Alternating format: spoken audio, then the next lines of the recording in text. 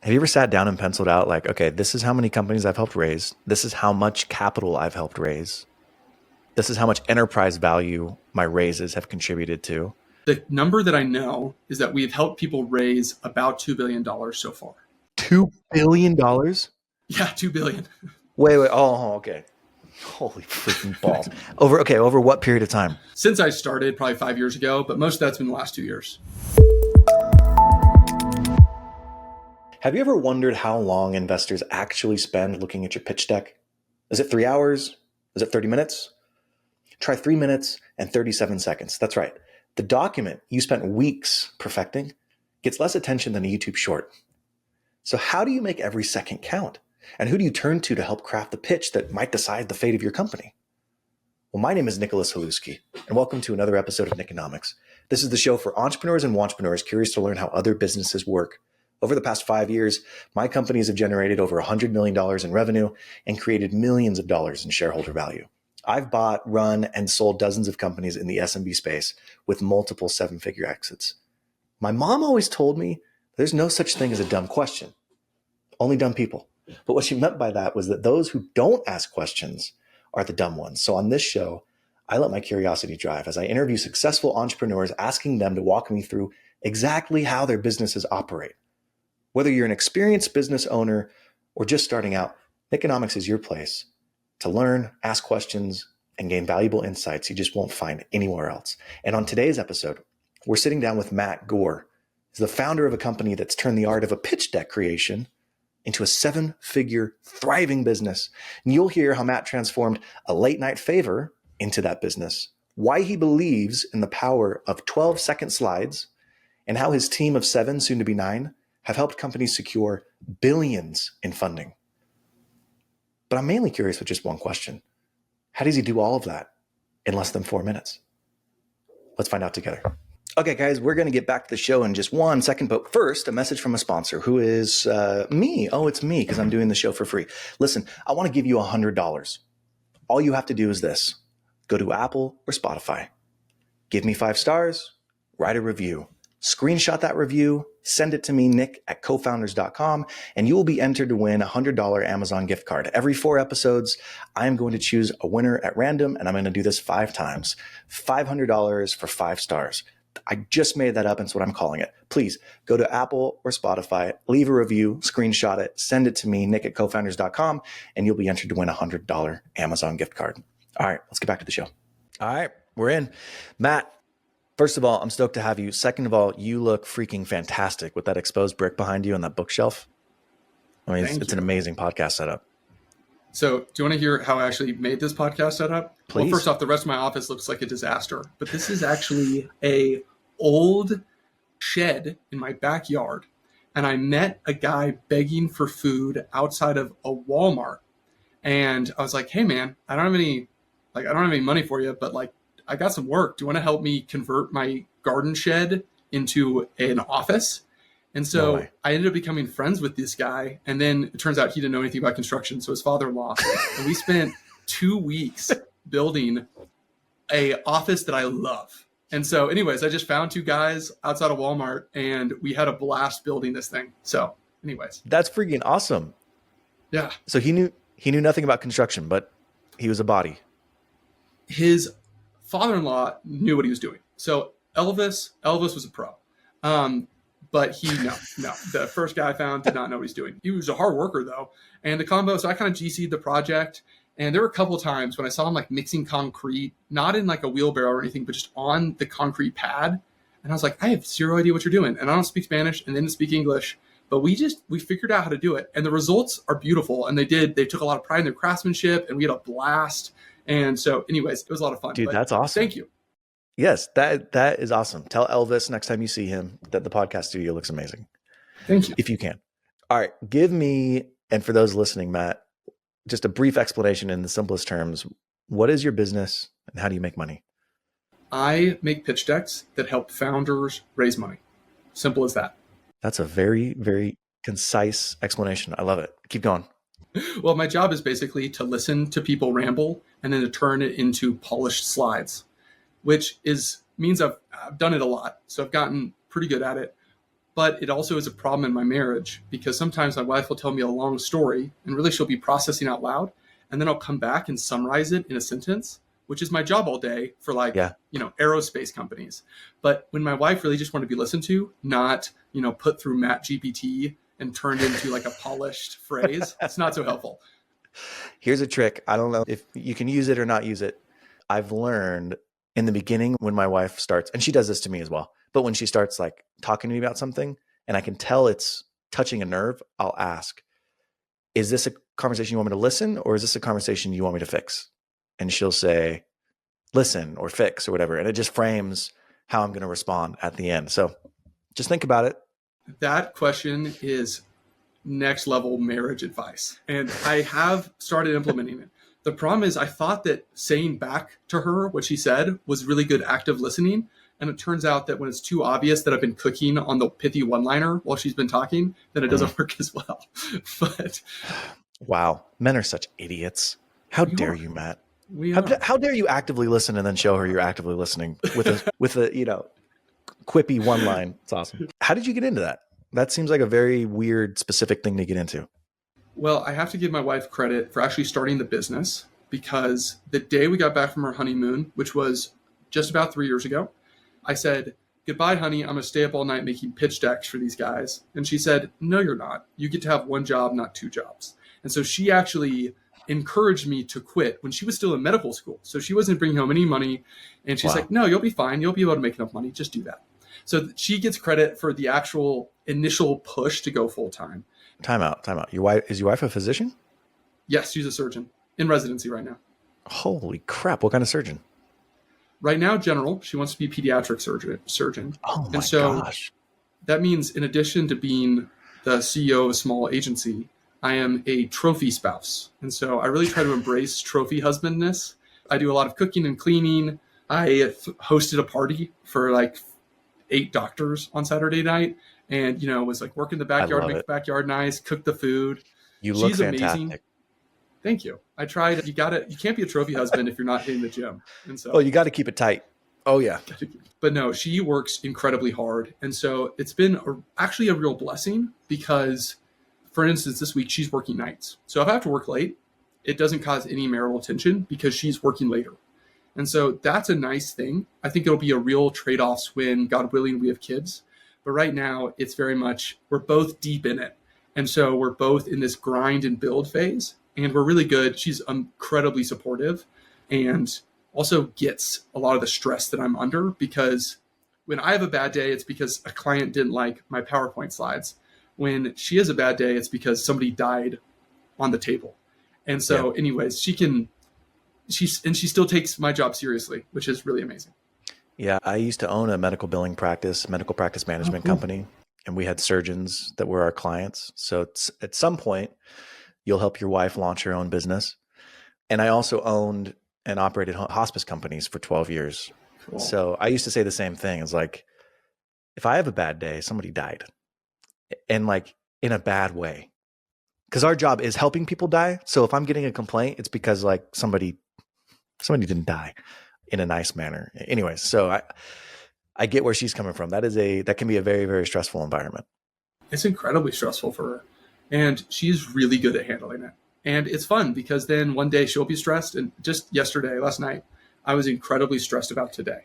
I've got a lot of projects cooking. We're hiring a bunch of people. We're expanding. And she just said the same thing back to me that I had said to her 3 days ago when she was really stressed about work. And I was slightly annoyed and also very comforted. So it's nice that we're both in it. Okay. So what was the project you were working on? Like, why was she like, you're not having 2 jobs? How dare you? Like, why were you working on this PowerPoint project for some friends? The first time I ever made a pitch deck, I made it for free. So I worked at a venture studio. I used to be a consultant at BCG. Then I worked in startups, mostly at a venture studio. And one of the partners of the venture studio is a guy and a very good friend named Evan Loomis. And he wrote the Harvard Business Review book on pitch decks. And so his friends would call him all the time and ask him for help with pitch decks. And so one day he said, hey, Matt, I know you're building a company for the venture studio. Would you just make a pitch deck for me? And so I made a terrible pitch deck. And then he helped me make it into a pretty good pitch deck. And then we started charging people money for it. And then we started charging people a lot of money for it. And then I started getting recommendations from these people that I was doing work for, until eventually it was just kind of, I made more money making pitch decks at night than I did at my day job operating startups for, I think, 3 years before my wife told me, hey, you can support our family with your side hustle, and I think you can make your side hustle into a bigger thing. So maybe you should jump full time into this. So you were managing venture companies? Like you were managing a venture portfolio? No, I was an operator. So I worked at a venture studio, which is a company that starts companies, right? And sort of it's halfway between a venture firm and like they have institutional capital. And so I was living off of their capital, but you also raise outside capital at some point after you've built the business to a certain stage. And so for them, they had a company that they were cooking on before I got there. I joined and I worked on this company for about 6 months. And then right before we launched our product, our main distribution partner declared bankruptcy and liquidated. And so that was our distribution strategy. They sold millions of dollars a year of our product. Their CEO was an investor in our company. And so we built this to start there, get it to profitability, and then expand from there. And then we just got kicked in the teeth out of nowhere, change of ownership, change of leadership, and they shut it all down. And so I kicked around for another 6 months trying to make that company see if there was another way. And then it turned out there wasn't. And so we shut it down. You're talking about that portfolio company within the venture studio. You were trying to figure out. Okay. And so we shut it down, returned money to investors. And we were able to give the venture studio lost money because they'd been paying me to work on it for 9 months. But everybody else got their money back, which was great. Talk about what is a pitch deck? Because I mean, everybody kind of throws it around. Oh, it's a deck. It's a pro forma. It's a business plan. Like they all use them interchangeably. But like, how do you define a pitch deck? A pitch deck at the end of the day is a sales document, but where you're selling is an idea. So most of the time, I'm working in venture-backed companies or companies that are seeking venture backing, and most of the time they're seed, Series A. I'll do like a late stage Series C, Series D, but most of the time I'm working with folks when they're selling an idea more than a product. They have a product, they have customers, they'll have revenue, but it's still a dream. And so the job of this document is to get people to show up to a meeting and talk to the co-founder to see if they actually want to pursue a potential investment. So I think of it as like a Tinder profile for a business vision. The goal is just to get people to swipe right, show up to the meeting, and then forget the deck. It's a conversation. But yeah, that's how I think about it. Give me some broad strokes. What's a good length for a pitch deck? I've seen pitch decks that are like 3 slides. I've seen pitch decks that are like 75 slides with footnotes annotated that'll link you to like, supporting documentation. What's like the perfect length for a pitch deck? If I was pitching my own company, I would almost always keep it at 12 to 15 slides. The average deck that my clients go out to raise with is like 17 slides plus a huge appendix. Right. Now, what's the difference there? The difference is that I believe in putting only the most vitally important information in the main flow. But a lot of times people say, hey, this is my baby. This other element that I've contributed or built is really important. And I'll say it is really important, but it's not vital to get to the meeting. And so I'd pull it out. And the reason behind that is that venture capitalists spend no time looking at your deck. I think it's 3 minutes and 37 seconds was the average. And so you're trying to explain something incredibly complicated and you have like 12 seconds per slide. And so no one's reading the footnote. That's a real challenge because it's almost like a haiku. You have to boil and boil and boil down until you get to that one really interesting insight that gets them to pay more attention. That's what I find very fascinating about social media, Twitter in particular, is like anybody can write a long document. Doesn't mean it's good, it just means anybody can write it. It's very difficult to write a short 280 character tweet that makes sense, that is engaging, and that is actually valuable to people. And that part of the process, the refinement process, really actually gives you a skill set as a founder or as a leader to speak intelligently about your company. And I think a lot of people listening now have been or will be in that position where they've got to prepare a deck where it's like, hey, I'm looking to buy this company. Will you do invest? Sure. Send me the business plan. Send me your deck.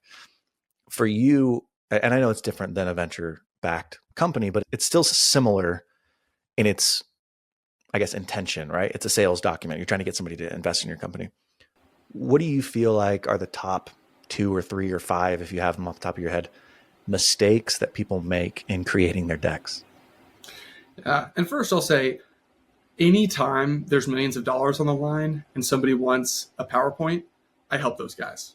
So I've helped people raise everything from ETA to I'm currently helping somebody potentially exit. They're not ready for a banker, Wow. but they do want a really nice document. And so anytime there's kind of that intersection of storytelling, business strategy, we can be really helpful. And so my bread and butter is the really complex, deep tech stuff, but we'll help, a lawn mowing company that's thinking about an exit. We'll help anybody. I love that. That's very short. Anytime there's an intersection of storytelling and business strategy, Yes. that's where your skill set comes into play. That's awesome. High leverage situations. Exactly. Places where there really are millions of dollars on the line, where the difference between a 4x and a 5x EBITDA multiple is whether or not you're buying that second home or whether or not you're paying your investors back, right? It matters a lot. So what are the top mistakes? What are the top mistakes people make in their deck creation? Okay. One is that they're precise. Don't be precise, be simple. And so earlier today, I said investors spend 12 seconds per slide. They don't. I actually ran the numbers. They spend 11.6666 repeating seconds per slide. Now, that is a level of detail that does not matter for the takeaway. So a lot of times I see people trying to add too much context. I could tell you all kinds of things about the complexity of telling a story, about our precise process, about how we do it, about how I had to learn how to do it. But no, it's the intersection of strategy, business strategy, and storytelling. That's simple, and that captures the essence of it. And so don't fudge your numbers, but you often don't need as many numbers or as many decimal points as you currently have in your deck. So that's the first one. Be simple, don't be precise. A second one that I see people miss all the time on is they don't say what they mean. So you picture a PowerPoint presentation. And I probably just made everybody in the audience sad because they started picturing a PowerPoint presentation. Everybody hates PowerPoint because people use it. They're garbage at it. And they do absolute war crimes with bullet points and Canva templates. It's horrible. And so the last time you saw one, you probably had a slide that said something like growth or financials really big, and then just a table. Now, actually, that slide has an argument, but the argument is implied. It's not stated. And so every time I make a slide, I'm thinking about the headline, just like a newspaper. I'm trying to think about the core argument or thesis statement of the slide. And then I say the thing that I want the reader to believe. And then the rest of the slide is simply data to support that idea. So instead of saying market and then having a bunch of data about the market down below, you say the market is large, fragmented, and growing. And then down below, you have data on the size, the fragmentation, and the growth. That's a really simple example. But a lot of times people imply what they mean. And often they do that because they don't know what they mean themselves. It takes a lot of work to understand what you're actually trying to say and then to say it plainly. That's a really interesting way to think about it. Like, it's almost like the passive aggressive way when, you're mad at your spouse and they're like, hey, how was dinner? I guess it was fine for being made late. You know what I mean? But in those decks, you present all this data and you just expect somebody else to figure out what it means. But that's not the job of the listener. Like, that's supporting documentation. That isn't necessarily the thesis. Exactly. You want that narrative. And so how I build decks is I actually don't start in PowerPoint. I start with a blank piece of paper and I write out the narrative arc. And we've actually gotten incredibly nerdy about it. So we've discovered there are like 6 different narrative arcs that work in pitch decks. There's sort of like we call the murder mystery, the classic, there's the consumer behavior in the wild. Anyways, we're like derived all of these ways of kind of scoping the story out. So then you can kind of follow along. And you need to think about who the hero is, is the hero the customer, is the hero the founders, who is the hero in the story? And let's tell a story. Interesting. And my basic 1 second takeaway about how to make a business presentation that doesn't wildly suck is to think about how you'd say the exact same information around a campfire instead of a conference room. And so a lot of times people will say things like, I went to Stanford, the market for nanotechnology, like they talk like crazy people. But then if you tell the same story around a campfire, you'd say, my last startup failed for a really stupid reason. I couldn't get SOC 2 certification fast enough. When I talk to my friends, it turns out a lot of them had the same problem. There are millions of these businesses that need this exact thing. And so I gathered together a plucky band of engineers, and we worked on this problem for 6 months and realized that we actually could slay the dragon of SOC 2 certification. And so far it's working. We already have 2 paying customers paying us $10,000 a month. And so now we need to scale this. We need to tell the good news to the world. But to do that, we need help. And so we're asking you to join our plucky band by writing us a check for $5 million so that we can hire a CMO. And right, like that's a story, more or less. I love the way you're framing it too, because telling it around a campfire makes it less scary. It makes it familiar. It makes it like you're talking to an audience of friends, right? Like the stakes are a little bit lower. And that is the type of behavior that's going to build trust in people. The second you start overthinking a presentation, peacocking, trying to be something that you're not, that's where you have difficulty connecting with the audience. So like just even getting them in that frame of mind where it's like, hey, look, you're telling a story around a campfire.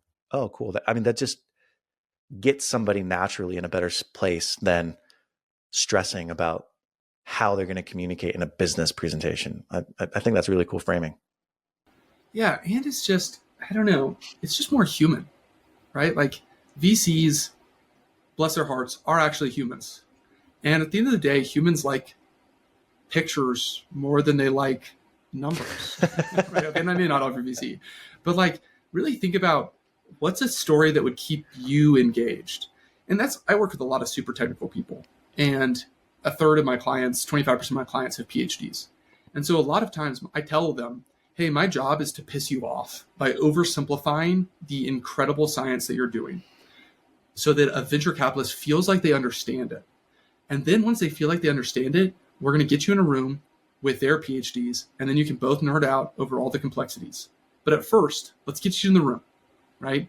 And just tell the story like you're talking to a smart 6th grader. Or for all of I always ask people, like, explain your business to me as if I'm your grandma. And one guy, he had a PhD in physics. And he said, well, my grandmother also had a PhD in physics. So it's not going to work, but, dummy. Yeah. Or as like Feynman said, if you can't explain something to a 6th grader, or a 6-year-old, you don't really understand it. Yep. Figure out how to talk about what you do plainly. Okay. So I love the ethos that you have in your company, because I can tell you're passionate about it. I can also tell you're curious, which like that curiosity allows you to ask dumb questions of very smart people in a way where they understand that you're trying to help them boil down. So anyway, I just think that's a really cool approach, that you've figured out a way to build a company around not only a skill set, but something that kind of feeds you. That is one of my favorite parts of my job, is that basically I have the world's smartest people explain their businesses to me. And I get to tell them, I'm an advocate for the dumbest person in the room. And so I'm going to ask really stupid questions. And so and they say yes.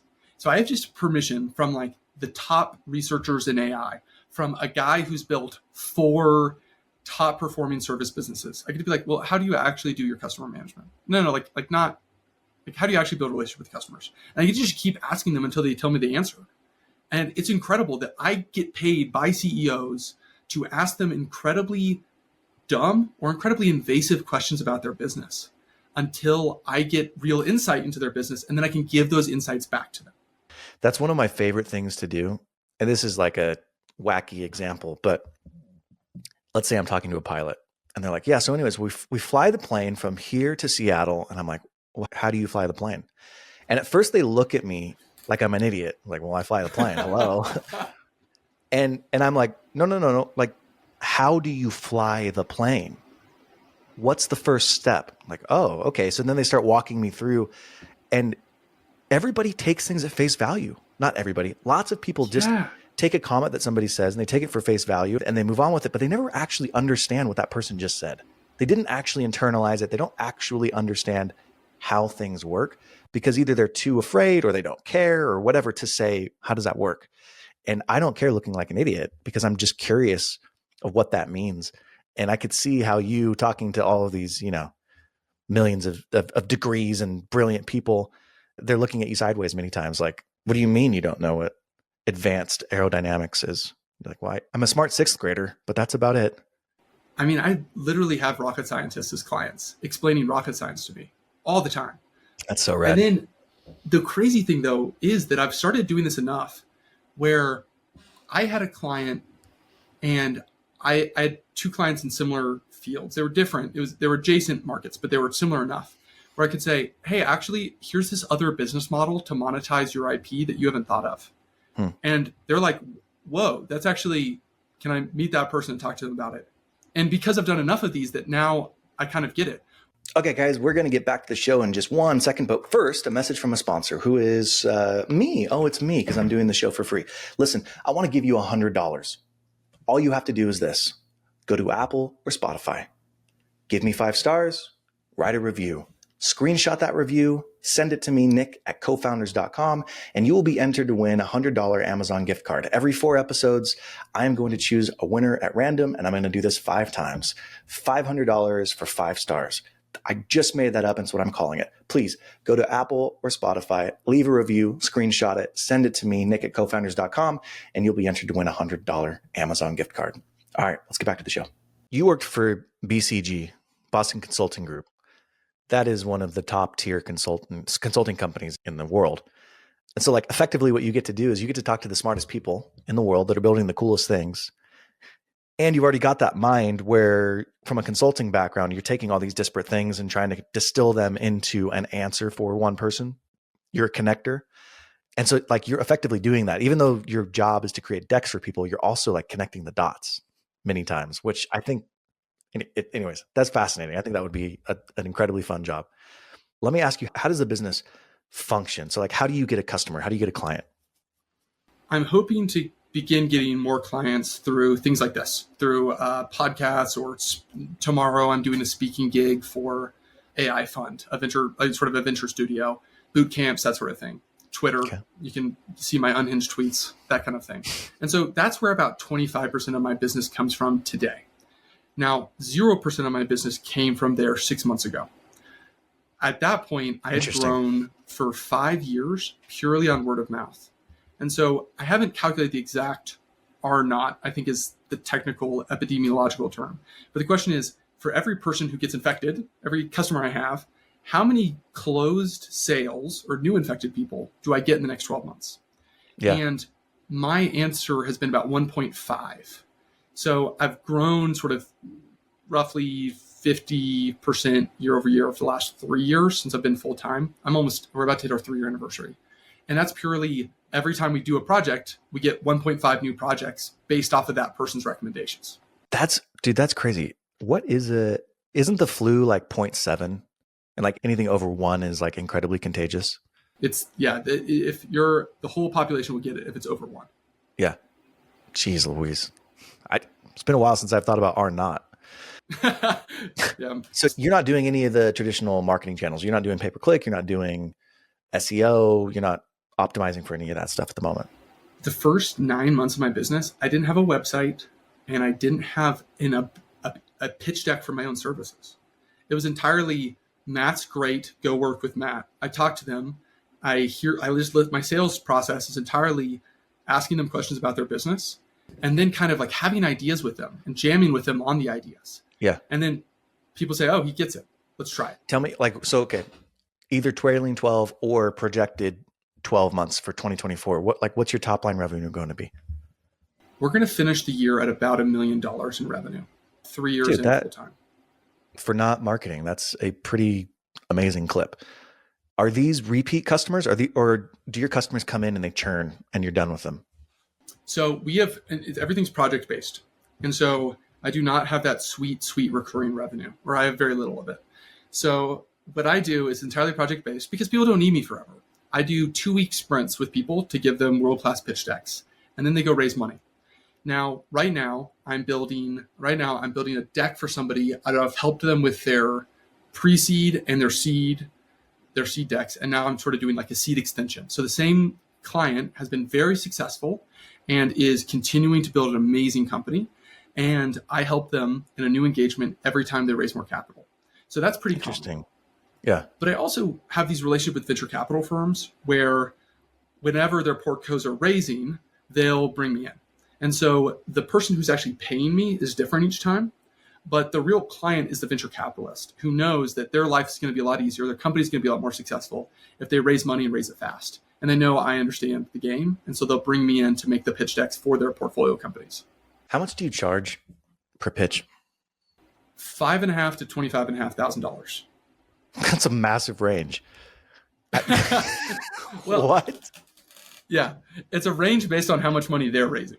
So like a Okay, pre-seed fair. company, they're raising $1 million. I'm not charging them $25K for $1 million. Yeah. But like, I just helped with like a $70 million raise. Look, that's complicated. And there's at that stage of the company, there's a lot more that you have to explain, and it starts breaking those common. It's much harder for my team to do any of that work, because at that point it's like, this is a one-off specialized thing that I have to build from scratch with my team. How much business do you get from VCs who they're pitching to? Do you get what I'm saying? Where they're like, wow, this is a really good deck. I'm going to reach out to Matt. Like, who created this deck for you? Does that ever happen? Yes, it does. So I have a VC who I worked, a VC friend of mine brought me in. So there were like 2 professional investors on this one project. I already knew one of them. He brought me in. I helped them. Then I got a call from the other professional investor who's already in the deal saying, whoa, that is way better. I have 3 more clients I need you with. And so I think I've done 3 projects for the same VC in the last 4 months. And so he's brought me in on. That's it. Have you ever sat down and penciled out like, okay, this is how many companies I've helped raise. This is how much capital I've helped raise. This is how much enterprise value my raises have contributed to. I mean, obviously you're not privy to what they're worth today, right? Because they're not necessarily mark to market all the time. But have you ever gone through that exercise? I've gone through part of it, and I just hired a new chief of staff, and I'm going to stick him on this project. The number that I know is that we've helped people raise about $2 billion so far. $2 billion? Yeah, $2 billion. Wait. Oh, okay. Holy freaking balls. Over what period of time? Since I started, probably 5 years ago, but most of that's been the last 2 years. 5 years, $2 billion. Is that at $2 billion valuation? It's like, okay, we raised $100 million, but the companies were valued at $2 billion. No, you raised $2 billion in capital, those companies. $2 billion in cash in the bank.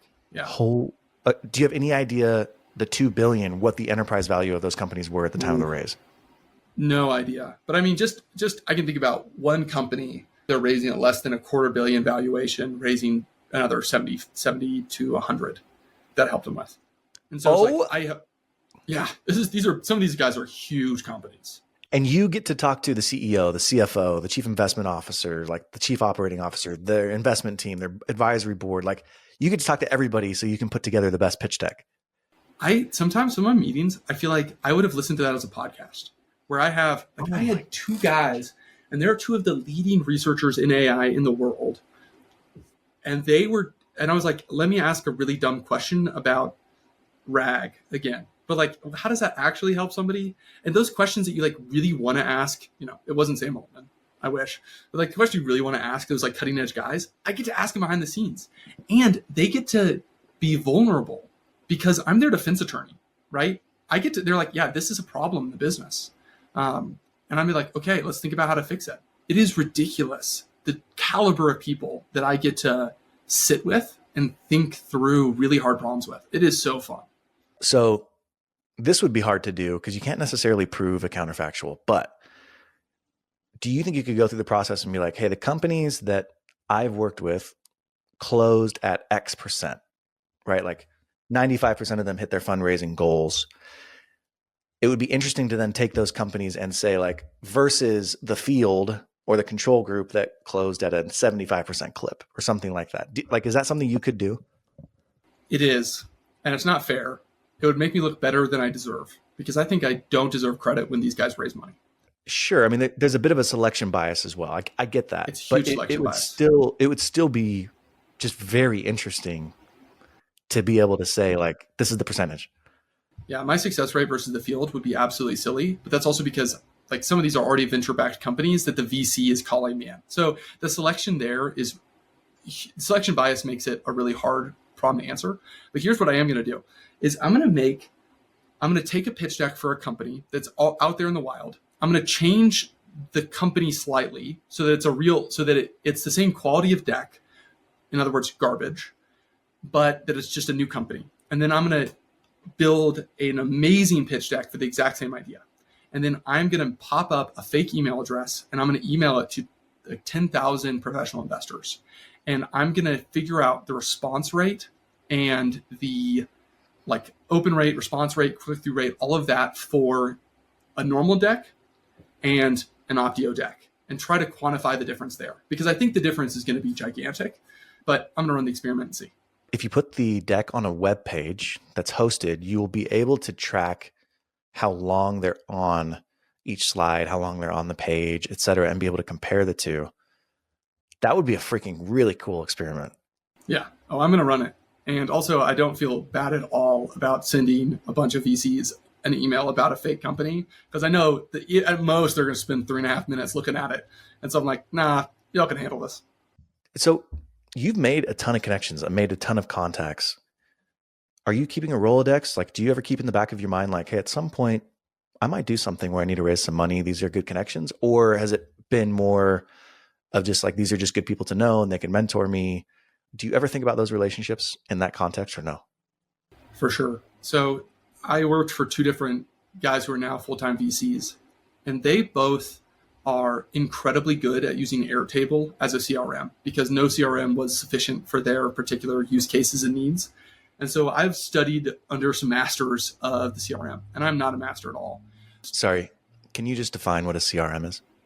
Customer relationship management is a category, but basically it's a Rolodex. It's a gigantic list of people you know and what you know about them and when the last time you talked to them about and what they have going on. Companies can range anywhere from Salesforce, which is a very, very expensive implementation product, to HubSpot, which is, similar but not as expensive, all the way down to Airtable, which you can create customizable CRMs for, but it's just a little bit more time intensive to actually create it yourself. But CRM it's a very, very important piece of software for companies, especially that need to track their customers. Sorry, I just want to make sure that people. No, that's great. I just broke one of my own rules is I never let my clients use acronyms in decks until they're defined because some percentage of people won't understand it, right? You got to keep it simple. Yeah, it's true. But no, I mean, everybody has a CRM. It's just a really dumb one and it's called contacts on your phone, right? So we all have this thing. I use mine, for instance, like Nick, when you're like, I'm going to put you in my CRM and you'll be tagged with a bunch of things like podcaster and deal mafia and small business owner and a bunch of things like that. And then and that's in your phone or is that in Airtable? That's in Airtable, which is also on my phone. Awesome. And so then when I just want to figure out like, hey, who's everybody I know in marketing? I just filter and then it's a list of people I know in marketing. And then I can be like, oh, that's the right guy for that. What do the margins look like for the business that you're currently operating? So last year, I think we had, I'm gonna continue paying. I'm not gonna include all SDE, right? All sellers' discretionary earnings. I'm just gonna talk about like the actual bottom line end of the day margins. And so I think our margins were like 35 to 40% last year. This year they'll be about the same, but then next year, both of those were too low. I think this should be at maturity a 50 to 60% margin business. And that's like fully loaded with all your overhead and everything. So if we do $1 million in revenue this year, I think we'll probably make 400 of just cash at the end of the year. But it should be more like 600 because now How big is your team? I know you just hired a chief of staff, but like what else? What does your team look like? We have 7 people right now. We should have 9 in the next 2 months. And so the goal of the business long-term is to turn me into a full-time coach and thought partner and client interactor, right? So my job is full-time just to be like making content, thinking through the hardest problems in the deck, coaching my team. That's my job down the road. Right now, I also build slides. Then we have one project leader and two analysts who really make slides, right? So one person who can really make a deck, can manage the whole project by themselves, and then two other really great folks who are excellent at just building the slides and roughing out the story for that deck. And then I have two designers, plus a chief of staff who handles all the admin and also makes sure that my email inbox doesn't get completely clogged up. Has anyone ever told you that you sound like a famous business person? No. I don't want to color you. You sound like Sam Altman. No. Yeah. Stabbed through the heart. Really? Why don't you like that? Sam is incredibly thoughtful. And now that you say that, I completely see our similar cadence and tone. It's the cadence more than anything. Ah. You're not as slow of a talker as he is. Like, I have to listen to him 3x speed for freaking Sam Altman. But you're very thoughtful in your answers, and the way that you think about things and the way you explain things, just the cadence sounds very similar. Anyways, that's all. That's awesome. All right. I've gone longer than I wanted to go because this was freaking fascinating. Can I end with some rapid fire questions? Please. All right. What do you love about this business? Learning and coaching. Okay. What do you hate about it? Non-recurring revenue. Non-recurring revenue. It's project-based. I make somebody wildly happy. I cash their check. They love me. And best case scenario, they never have to hire me again because their company got to profitability. Yeah, that would suck. That would suck. What industries are you the most jealous of? I'm really not jealous of other people's jobs. Okay, stop it. Okay. I'm not saying that you'd want to be doing something else. I'm saying, is there a business or something that you look at where you're like, man, it must be nice to, and maybe it's SaaS, right? Maybe it's the recurring revenue of SaaS. Here's the next business I'm starting. Okay. I'm going to start selling design services, like a design service subscription to my clients after I work with them. So I'm going to build out my design team. And so once they've worked with us as a design team, because we're strategists, we're storytellers, we're also designers. And after we make their deck look beautiful or build a beautiful website for them or something like that, everybody needs design services down the road. And so I'm going to start fixing the non-recurring part of my business by layering on a recurring revenue add-on that makes a lot of sense. So we'll charge $3,000 to $6,000 a month for someone to have unlimited access to our designers to do everything from build a new website page to I need a business card or I want to. Yeah, Joe Benson is, I think actually we talked about this on the pre-call. He has a website design company and he just shifted from like, okay, pay me $4,000 up front to design your website and then I'll do project-based work for you if you need updates, to pay me basically $300 a month in perpetuity and I'll host your site. I'll make unlimited updates for you. I'll be like your go-to. It's a similar model to that, right? Like, hey, I'll design your deck. I'll get you funded. But then any design needs that you need moving forward, any important high leverage conversations that you need something communicated well, you can use our team and here's the subscription model. And it makes sense too, because especially if you're helping seed, pre-seed, A, even B rounded startups, they're going to continue to have those high leverage conversations. Those don't just go away. They're either going to have to continue to raise more money or they just need good distribution. They need partners, et cetera. So I like that aspect of you adding it on to a service, a recurring service. Exactly. The distinction here is that this will be none of the strategy or the storytelling. It'll only be the design, right? And so that means that I don't have to touch it. And so the goal is there's some guys really pioneering this business model where there's not many emails. It's like a Trello board. I say, I need X designed, 48 hours, you get X back. You want it redesigned, 48 hours, you get it back. And so it's a really low touch business model that follows really naturally from my extremely high touch business model. It'd be really interesting. Like right now, you're the go-to strategy guy because you've seen so much, right? You have like a really broad set of experiences that allow you to connect with almost any type of founder, right? Oh, I'm a SaaS business for manufacturing. Well, I'm a SaaS business for hospitals. Well, I'm a SaaS business for education. Like, oh, cool. I've seen all those different types of models. Cool. Let me help you.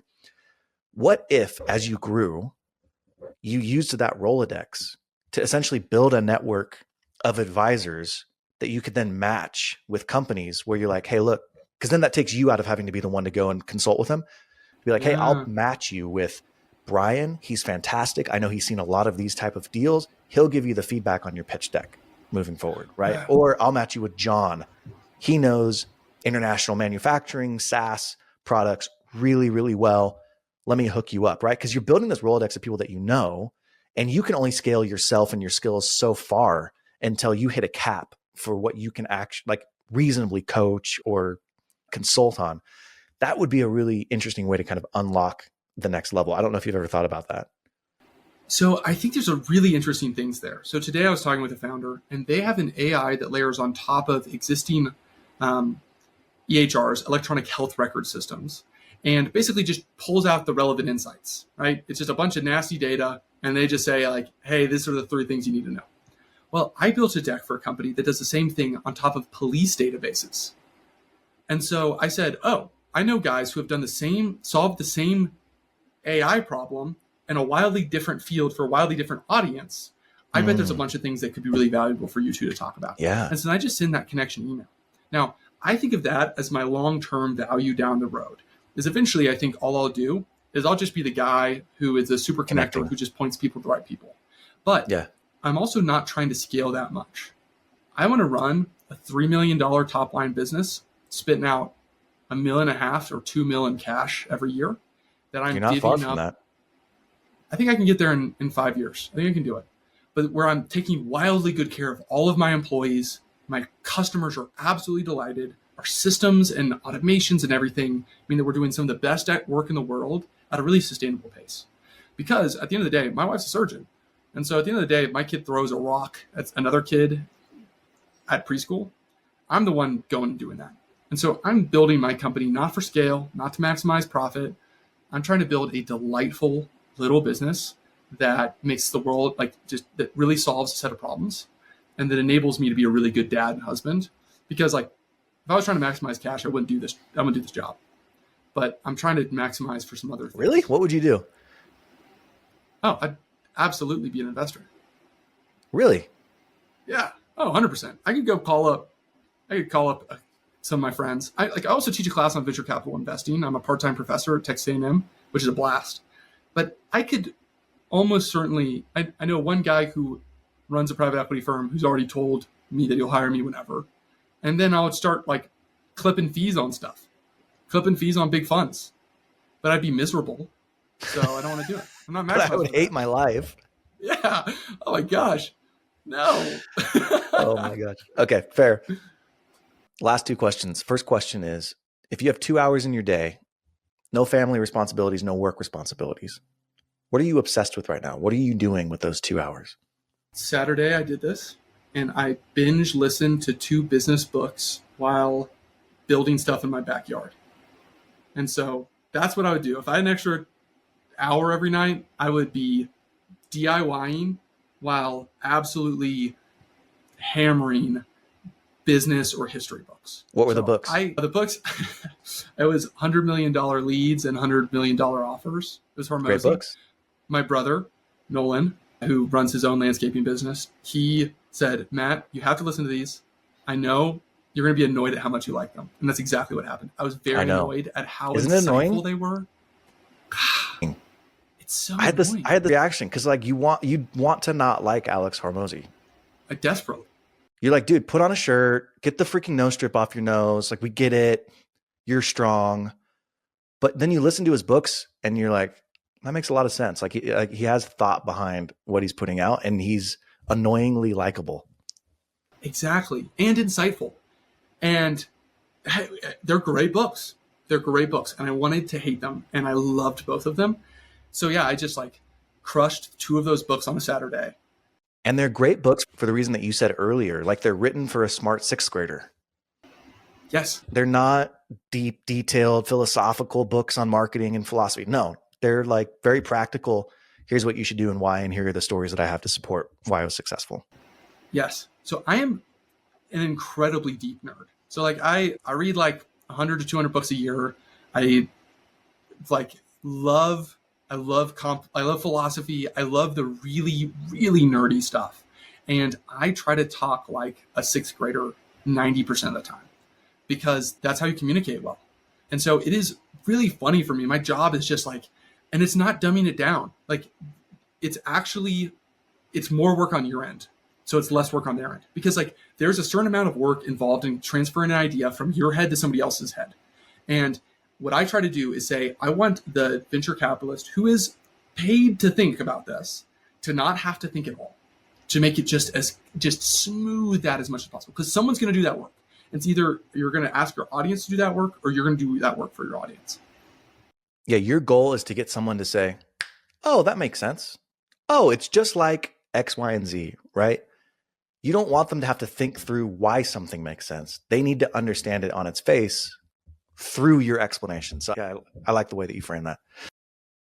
Okay, last question. You're 24, 25? No, I'm 30. 30, okay. 31? I don't know how old I am. Don't even worry about it. We'll say 30. What advice would you give yourself 10 years ago? Be extremely valuable to extremely powerful people. I got this entire job, I got this entire profession because my boss, who is an absolute killer and who was a killer at the time and has been wildly successful since then, he said, Matt, will you spend 6 hours making PowerPoint slides for free late at night after you finish your day job? And he thought he could ask me that because I was the guy who, whenever he had a problem, would just be like, oh, I can solve that. And I just figured out how to solve it. And then I did it. He was like, wow, okay. And then I was very valuable to him and could solve problems for him. And if you just find people who are really powerful, really successful, and you just solve their problems for them, they're going to give you increasing amounts of responsibility, increasing amounts of access, and teach you the skills that you need to have to solve their next problem for them. I love that answer, man. I love that answer. It's beautiful. Where's the best place for people to find you, your company, your thoughts? Best place is on LinkedIn, just Matt W. Gore, or it's going to be Twitter, where I'm Goracle of Delphi. That's, there's the nerdiness coming through. So it's the Oracle of Delphi, but with a G. Goracle. Yeah. Goracle. And what's your company name? OPTIO. OPTIO. OPTIO. All right. Matt, this was awesome. I need to have you back on. Thanks so much, Nick. I'd love that. I felt like we could have had an hour-long conversation on like several different side pieces where we're both trying to figure out answers to these really interesting business problems. So, okay, we got to do that sometime. Agreed. This was awesome, my friend. Let's do this again. All right. That's it. Another one for the books. I'm fired up. I don't know what else to say. I hope you found something valuable in that conversation. I hope you learned something. I hope there's something that you can apply to your business today, tomorrow, in the future that makes you money, makes you more successful, gives you more time with your kids. If there was something, I'd love to hear about it in the comments below. Give me some feedback. And if you like actionable advice and you want more of this, I write a weekly newsletter that gives insights, tips, and tricks into the world of entrepreneurship. Subscribe in my bio. And if I can help you in any way in your entrepreneurial journey, don't hesitate to reach out to me, nick@cofounders.com. Sorry, Kelly, for more emails. And the last thing is, remember, curiosity is a superpower and you can use it to your advantage. As my mom used to say, there's no such thing as a dumb question, only dumb people. We'll see you next time.